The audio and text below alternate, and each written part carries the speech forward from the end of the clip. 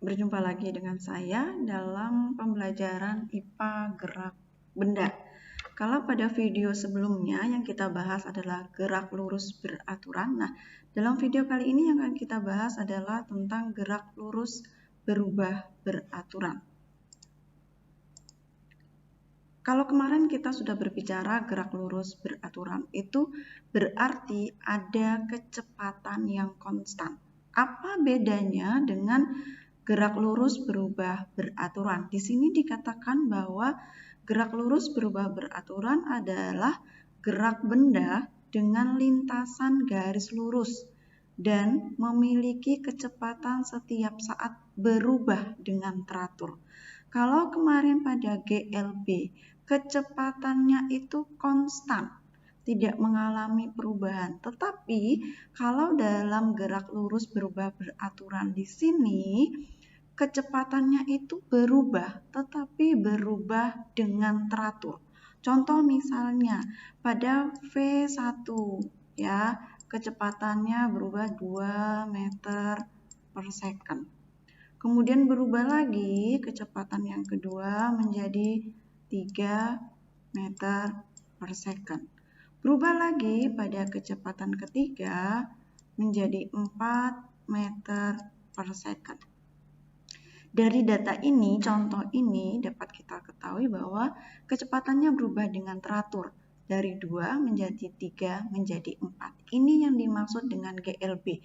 Kalau kamu menemui suatu peristiwa yang kecepatannya misalnya kecepatan pertama 2, kecepatan ketiga menjadi 5, kecepatan ketiganya menjadi 4. Itu perubahan tidak teratur, berarti dia bukan termasuk gerak lurus berubah beraturan. Nah, ini yang dimaksud dengan berubah beraturan karena mengalami perubahan kecepatan yang konstan, yang teratur.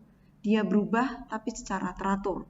Kemudian karena ada perubahan yang secara teratur seperti ini, sehingga nanti akan menghasilkan yang namanya percepatan atau namanya perlambatan. Apa bedanya percepatan dan perlambatan? Kalau percepatan ini biasanya kalau dalam kehidupan sehari-hari kita menambah kecepatan gas, begitu ya.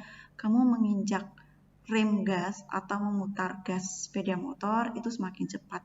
Kalau yang dinamakan mengalami perlambatan berarti keadaan di mana kamu akan mau berhenti, gitu ya.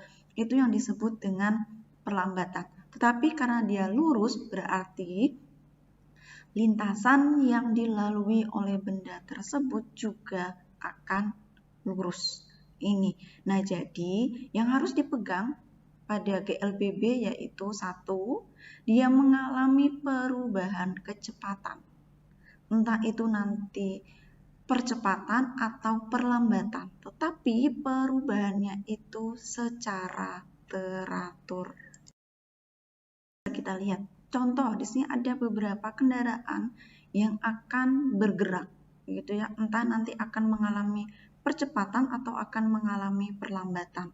Nah, di sini yang mau ditegaskan adalah sebenarnya besarannya sama, percepatan dan perlambatan itu sama, tetapi untuk membedakan bahwa suatu benda itu mengalami percepatan atau mengalami perlambatan, kita punya konsekuensi, kita punya kesepakatan bahwa kalau benda itu dipercepat berarti A itu adalah simbol untuk dipercepat, itu kita beri nilai positif.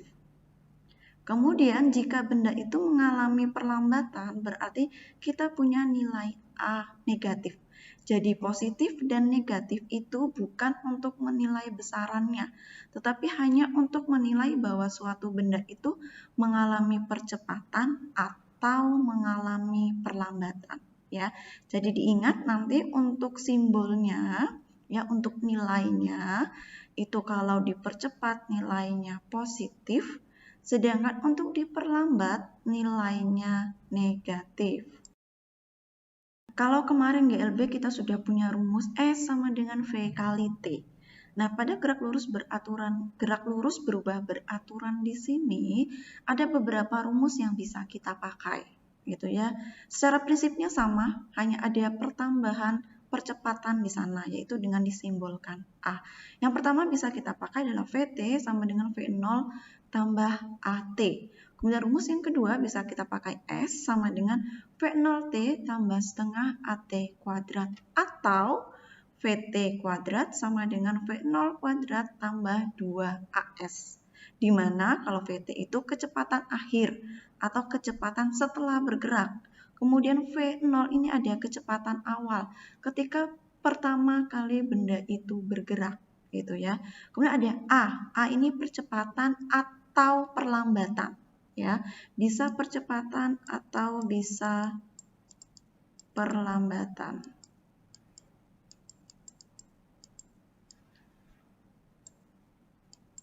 Tetapi yang membedakan apa hanya nilainya.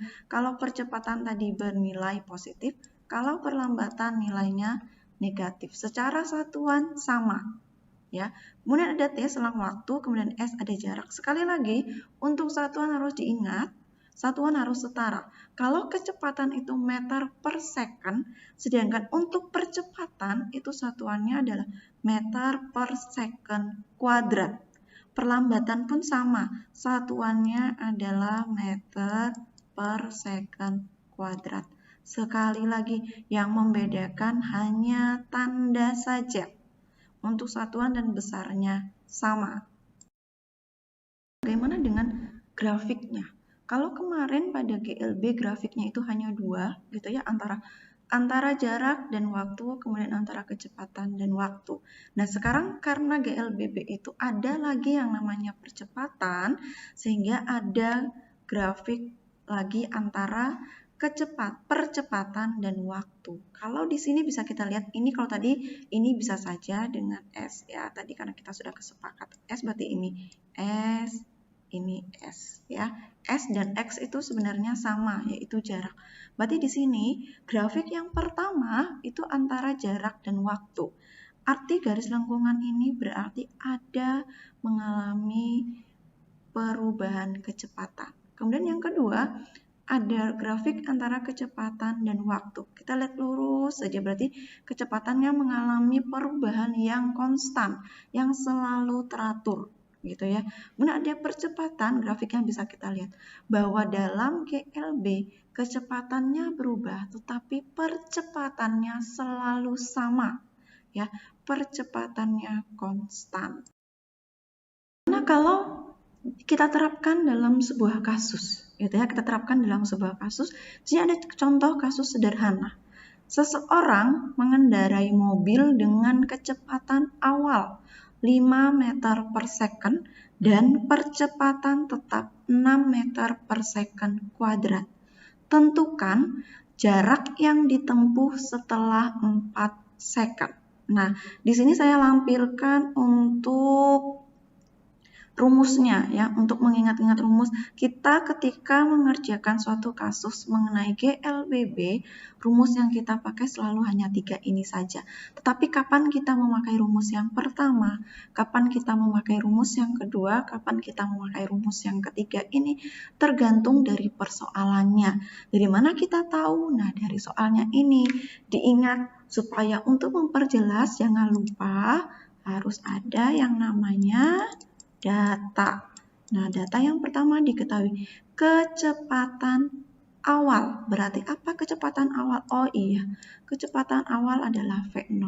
V0-nya berapa? 5 meter per second. Kemudian ada percepatan. Percepatan tadi simbolnya apa? A. Ya, A. Berarti A, kemudian 6 meter per second kuadrat. Tentukan jarak yang ditempuh setelah 4 second. Berarti ada lagi yang diketahui. Apa yang dari 4 second? Itu adalah waktu. Tulis waktu. Waktunya adalah 4 second. Yang ditanya jarak. Berarti, nah yang ditanya adalah S.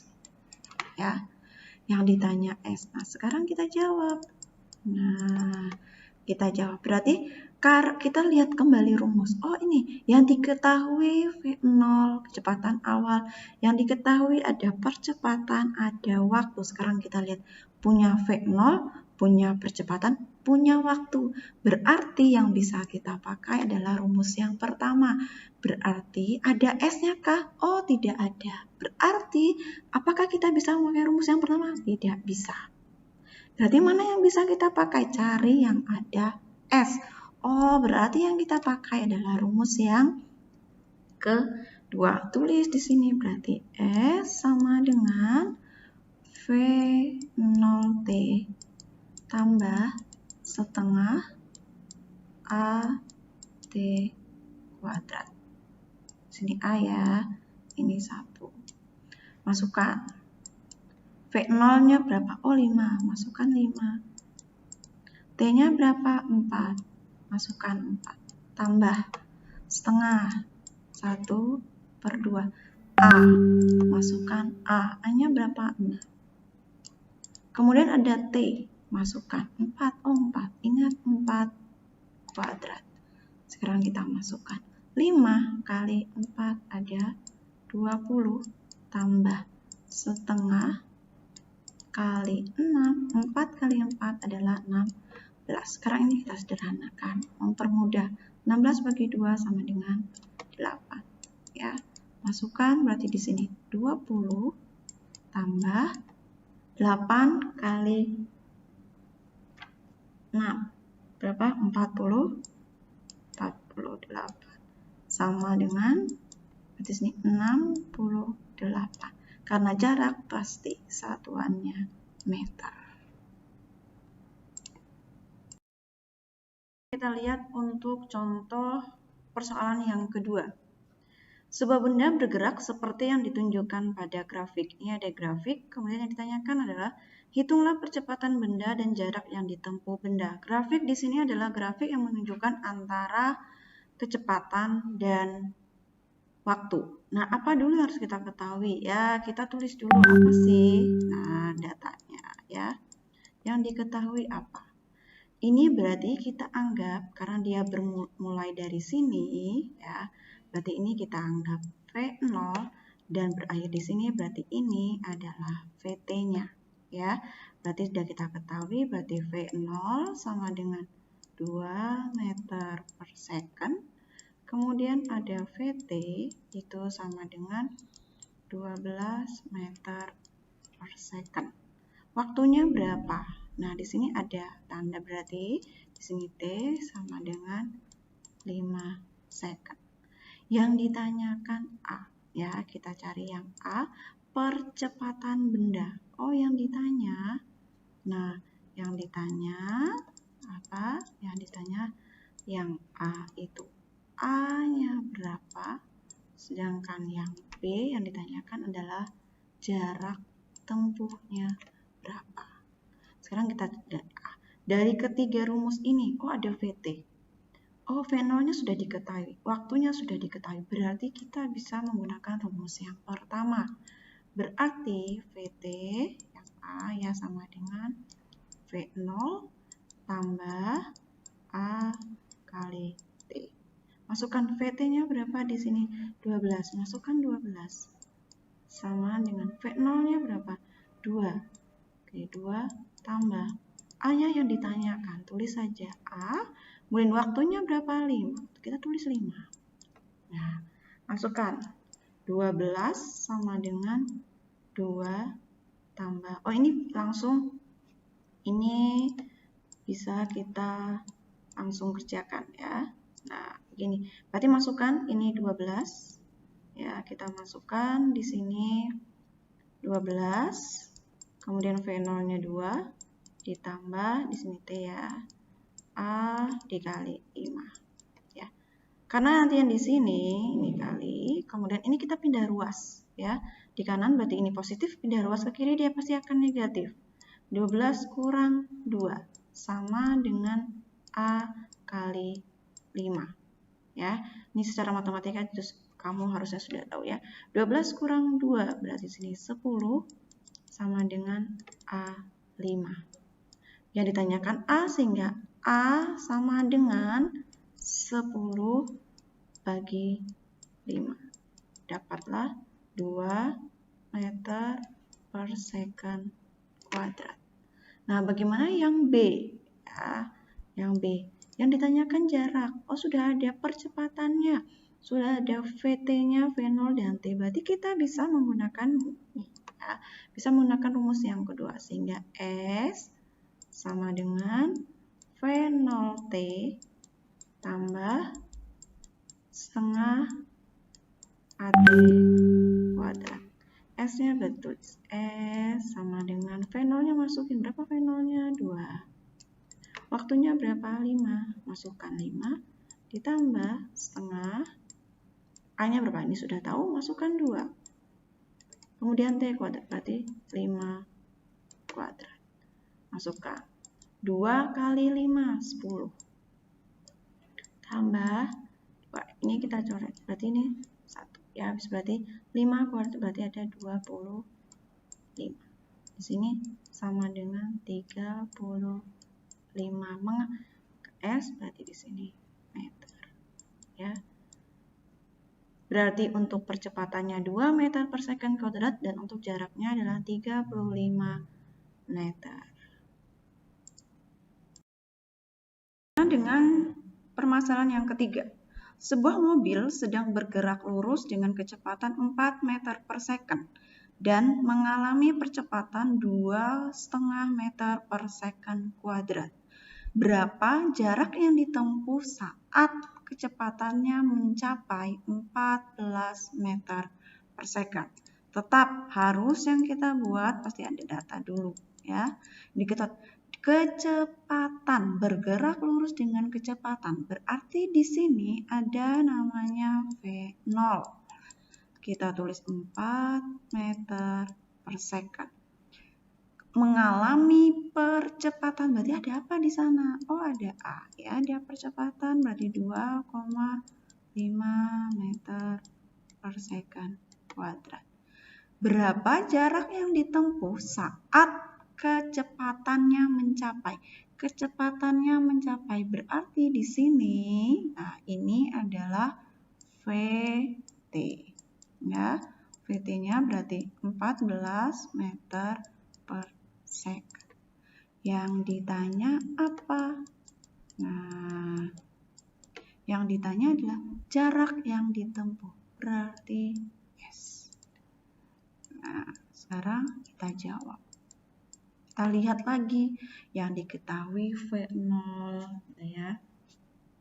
Yang diketahui percepatan, yang diketahui VT. Kita lihat rumus yang pertama, VT sama dengan V0 plus AT. Apakah bisa kita pakai? Ini tidak bisa kita pakai. Mengapa? Karena waktu belum diketahui. Ya, karena waktunya belum diketahui. Kemudian S, kita lihat rumus yang kedua. S sama dengan V0T tambah setengah AT kuadrat. Apakah bisa dipakai? Tidak bisa juga. Mengapa? Karena T belum diketahui. Berarti yang ini tidak, yang ini tidak. Otomatis rumus yang kita pakai adalah rumus yang ketiga. Ya, ingat. Ketika menggunakan rumus, perhatikan apa yang diketahui. Gitu ya. Nah, karena di sini T-nya belum diketahui, waktunya belum diketahui, otomatis rumus yang pertama dan yang kedua tidak bisa kita pakai. Kita pakai rumus yang ketiga. Oh, berarti rumus yang ketiga adalah VT kuadrat sama dengan V0 kuadrat ditambah 2AS. Ya. Kemudian kita masukkan VT-nya, kecepatan ada 14. 14 kuadrat sama dengan V0-nya berapa? 4. 4 kuadrat ya, 4 kuadrat tambah 2, percepatannya berapa? 2,5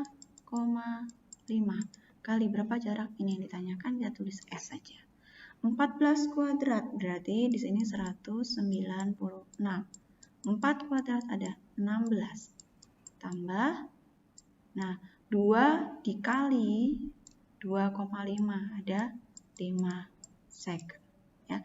Ini kita pindah ruas, berarti 196 positif pindah ruas ke kiri menjadi pengurangan 16 sama dengan 5 second.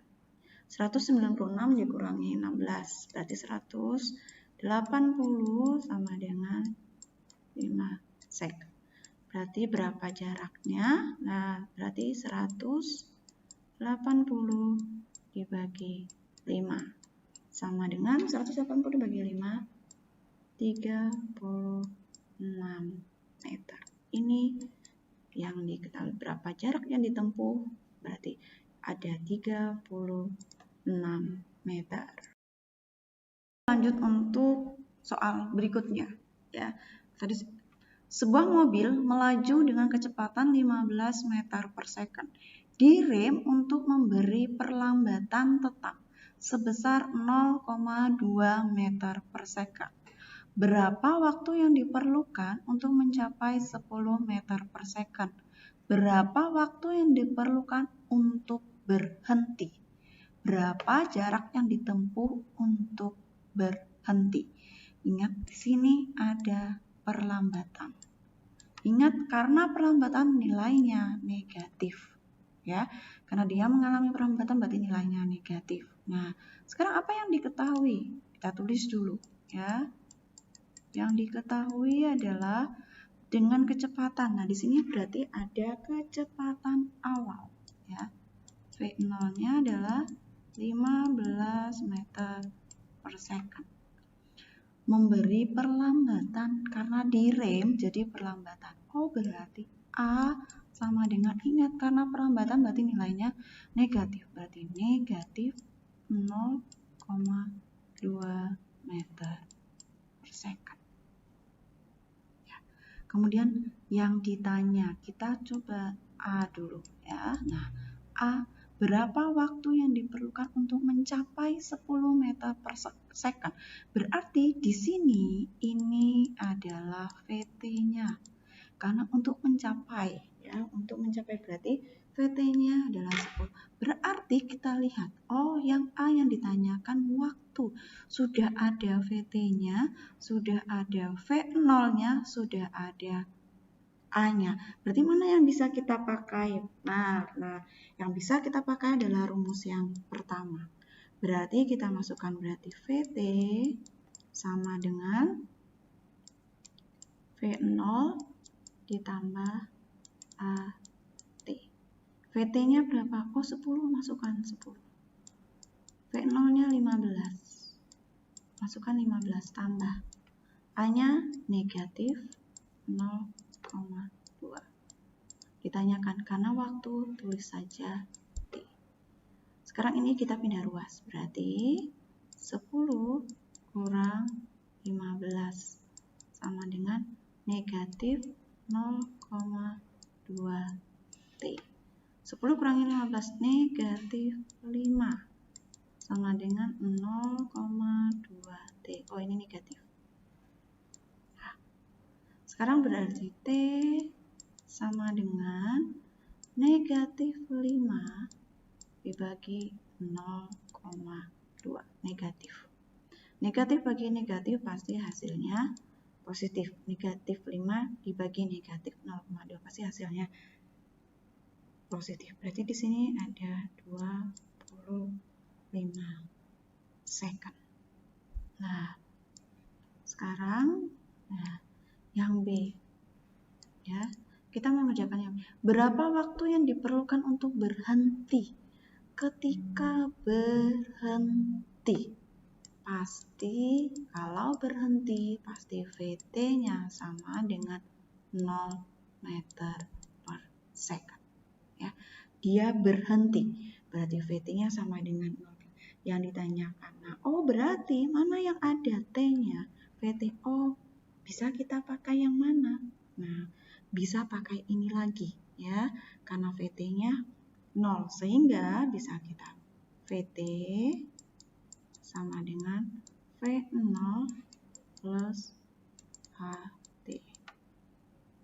VT-nya berapa? Karena berhenti, sehingga VT-nya 0. Masukkan V0-nya tadi berapa? 15. Ya. Tambah A-nya negatif 0,2 T. Berarti di sini karena ini 15 ya.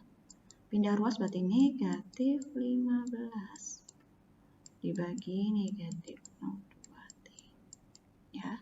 Sehingga T sama dengan negatif 15 dibagi negatif 0,2. Sama dengan berapa? 75 second. Nah, berarti kendaraan mobilnya itu berhenti dalam waktu 75 second. Ya, sekarang kita lihat yang C. Berapa jarak yang ditempuh untuk berhenti? Ya, ketika dia berhenti di sini juga, nah, karena berhenti, berarti VT-nya adalah 0. Berapa jaraknya? Oh ya, ada V0-nya, ada T, ada A.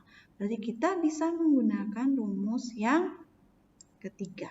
Ya, berarti yang kita pakai adalah S sama dengan V0T tambah setengah AT kuadrat. Masukkan. V0-nya ada 15. Waktunya berapa? Sudah diketahui waktunya? Iya. Yang kita pakai adalah waktu ketika dia berhenti. Karena sama-sama berhenti, berarti waktu yang kita pakai adalah berhenti. Nah, di sini tulis 75 tambah setengah. A-nya karena mengalami perlambatan. Berarti sini masih negatif 0,2 kali 75 kuadrat. Ya, masukkan 15 kali 75, 1125 tambah gitu ya. Di sini setengah 0,2 75 kuadrat berarti di sini 5.625 ya. Nah, sekarang berarti ini sama dengan 1125 karena ada negatif berarti sini plus negatif 562,5. Positif ketemu negatif di sini ya, di sini positif ketemu negatif pasti tetap. Ini lanjut ke sini ya. Nah, positif berarti di sini 1125 sama dengan kurang, bisa langsung kurang ya. 562,5 sama dengan 562,5 karena jarak pasti di sini meter.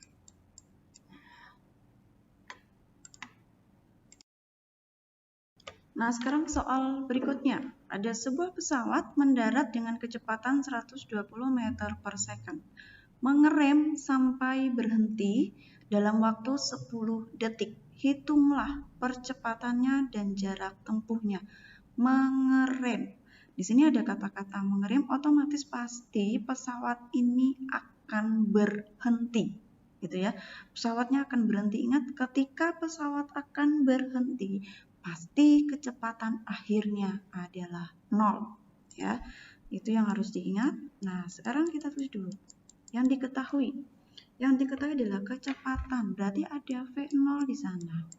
V0 120 meter per second. Mengerem sampai berhenti ya, dia berhenti, berarti V0-nya 0. Dalam waktu T 10 second. Sekarang yang ditanya yang A adalah berapa percepatannya ya. Nah, berapa percepatannya? Kita bisa kan ada yang A pakai rumus yang sederhana. Berarti A ya sama dengan VT, ini A, VT sama dengan V0 ditambah AT. Sekarang V0-nya 0, masukkan 0. Kemudian V0 ditambah, karena percepatannya ditanyakan berarti A waktunya 10 second. Ya, masukkan V0-nya adalah 120. 120 ditambah A 10. Arti karena ini pindah ruas ya, karena ini berarti pindah negatif 120 sama dengan A10. A sama dengan negatif 120 per 10. Coret. Nah, sama dengan negatif 12 meter per second kuadrat. Di sini kita lihat di sini ada negatif. Negatif itu artinya bahwa ini mengalami yang namanya perlambatan, ya. Dia mengalami perlambatan. Kemudian bagaimana dengan B? Ya. B, jarak tempuhnya yang ditanyakan. Sekarang kita lihat. Nih, berarti yang bisa kita pakai adalah rumus yang ketiga. Berarti VT kuadrat sama dengan V0 kuadrat tambah 2AS. Masukkan, berarti VT kuadratnya 0 kuadrat sama dengan V0 kuadrat berarti 120 kuadrat tambah 2. Percepatannya negatif. 12 kali berapa jarak tempuhnya, ini yang ditanyakan. Ya. Kemudian berarti ini sama dengan 14.400 tambah negatif 24S. Ya, ini pindah ruas berarti negatif 14.400 sama dengan negatif 24S. 4. Berarti S sama dengan negatif 14.400 per negatif 24 sama dengan, ya, negatif pasti hilang, kemudian berarti 600 meter. Ini ketika dia bisa berhenti ketika sudah mencapai jarak 600 meter. Hari ini cukup sampai di sini. Nanti akan ada video selanjutnya untuk materi yang berikutnya. Semoga dipahami dengan baik dan nanti bisa dipelajari juga dengan baik. Terima kasih.